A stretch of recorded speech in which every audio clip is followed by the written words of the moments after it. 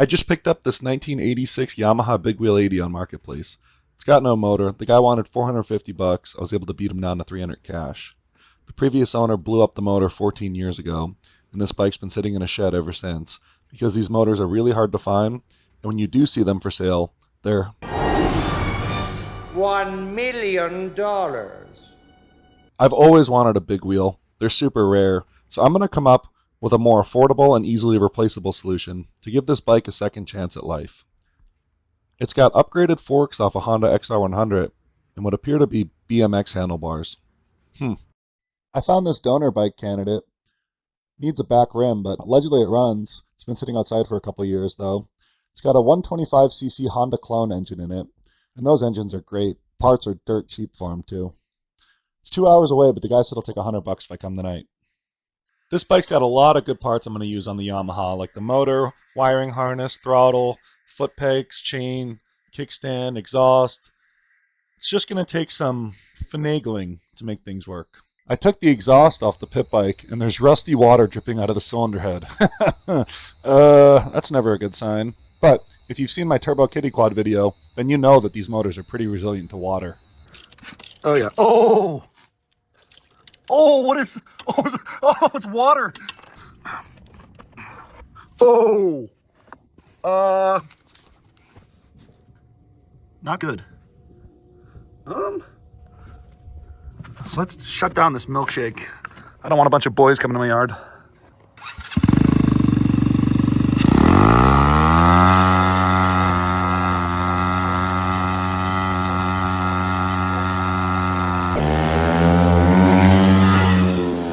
So yeah, let's ignore the rusty water and that brown recluse, and let's cut the motor mounts off the pit bike frame and weld them onto the Yamaha frame.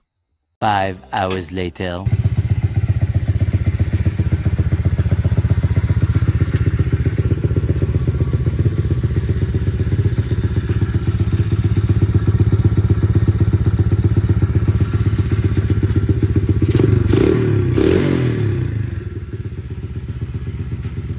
I had to do some custom fabrication to pull this one off.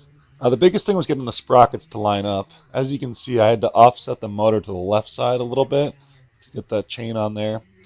So the foot peg on the right side doesn't stick out as far. I could make a bracket to fix that, but I'm not gonna. And I had to get pretty custom with the kickstart and the exhaust so they'd clear the frame. So you can see I welded a piece of exhaust hanger in there to kick that kickstart over a little bit so that it clears the swing arm on its way down. Then the exhaust, I cut and rearranged that and welded that back together so it'd fit in the frame.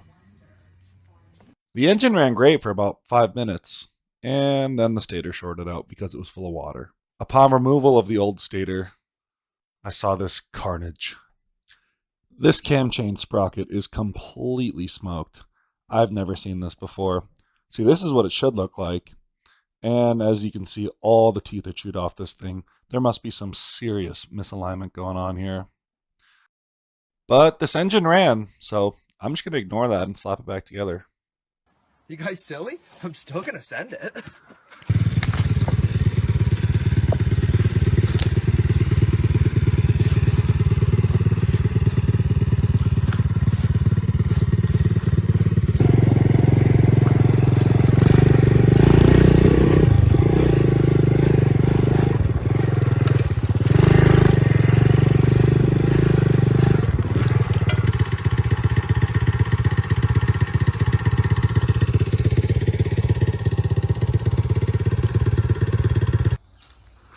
Nice little river I found, middle of the woods.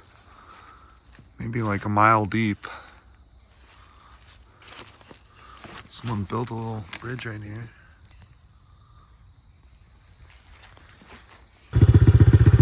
Someone's been here before.